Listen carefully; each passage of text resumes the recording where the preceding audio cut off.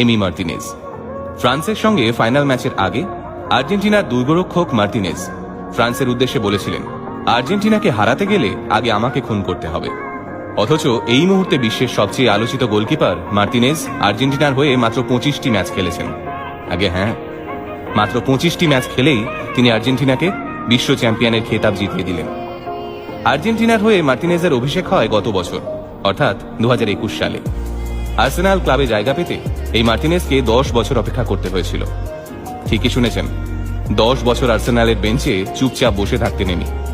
অথচ মাত্র 17 বছর বয়সেই আর্সেনালের ইউথ টিমে জায়গা পেয়েছিলেন এমি। আর্জেন্টিনা ছেড়ে ইংল্যান্ডে পাড়ি দেওয়ার সময় কান্নায় ভেঙে পড়েছিলেন এমির মা আর ভাই। বারবার বলছিলেন, আমাদের ছেড়ে এত দূর যাস না।